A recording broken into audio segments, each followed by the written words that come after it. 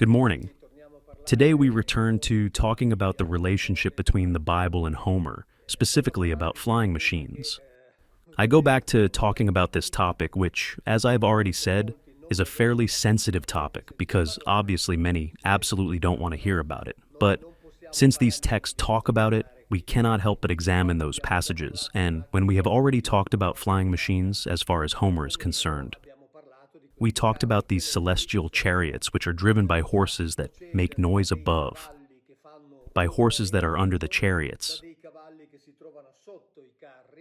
So much so that when Zeus says he wants to hit the chariot used by Athena, he says that it hits the horses that are under the chariots. They are chariots that in an instant cover the distance that a man sees looking at the sea while sitting on the top of a mountain. They are chariots which, as is also described in the Bible, are often accompanied by clouds.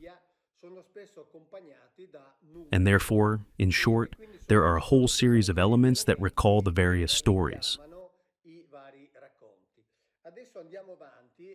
Now let's move forward, and today we will see, especially in the final part of the chat, some translations which are either problematic, precisely because evidently the ancients tried to tell us, unfortunately with words they did not possess, things that they saw. So, the translations may appear, let's say, almost deliberately misleading to give the idea that it is one thing rather than another.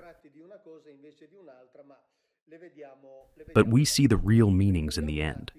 Let's go back for a moment to a concept that I have already talked about, which was the one relating to the way in which the so-called Greek gods moved.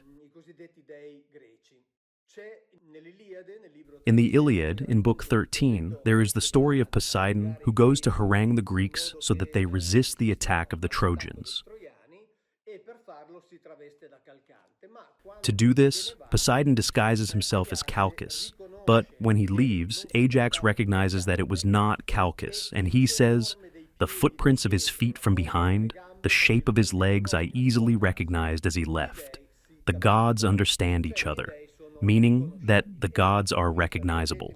Now I don't know if it is the 5th or 6th video that I dedicate to Homer and the Bible, and this is one of the two books, the False Testament, together with The Bible Does Not Speak of God,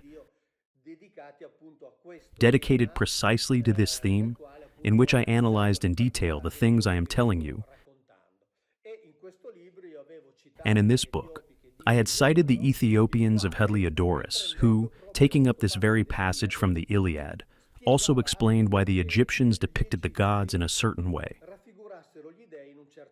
In the Ethiopians, he writes, "The explanation is the following. The gods show themselves in human form to strike men, and in this way they can hide from the profane, but cannot escape the wise. They can be recognized by the eyes that always have a fixed gaze, and the eyelids motionless, but above all from the gait.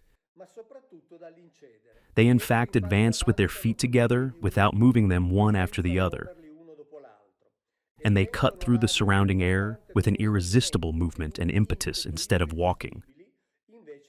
For this very reason, the Egyptians make statues of the gods with their feet joined and almost fused together. This type of movement is also noted in the Homeric poems."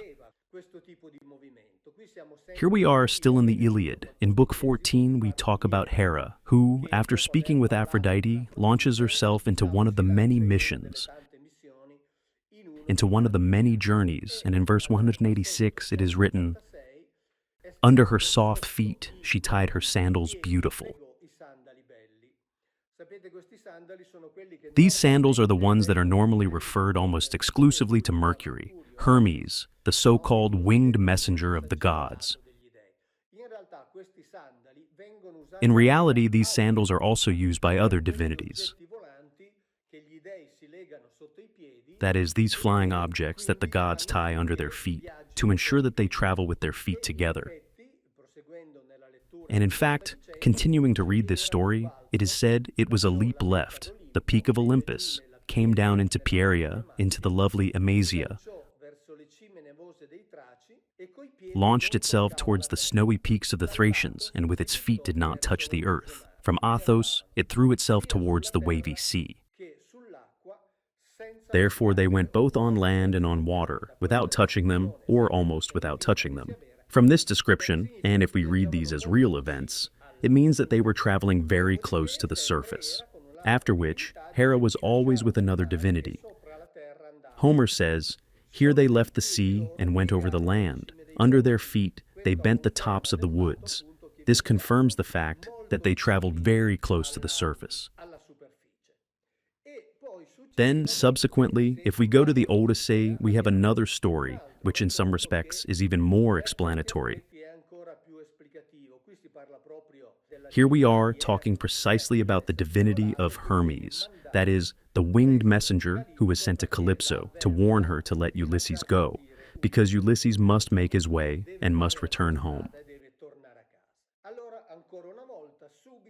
Then, once again, immediately under his feet, he tied the beautiful sandals. And here we are in Hermes, that is Mercury, beautiful ambrosial, golden sandals, which carried him over the sea and the infinite earth together with the breath of the wind.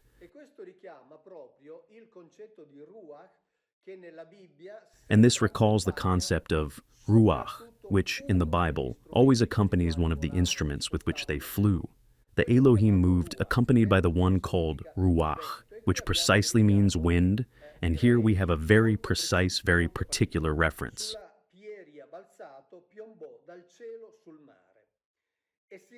On the Pieria, he leapt from the sky onto the sea and launched himself onto the waves like the seagull.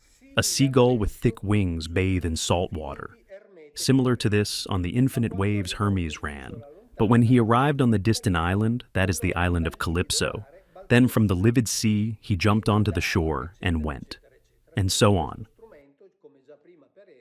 So this instrument, as we saw before for Hera, is transporting them indifferently on the land and on the sea.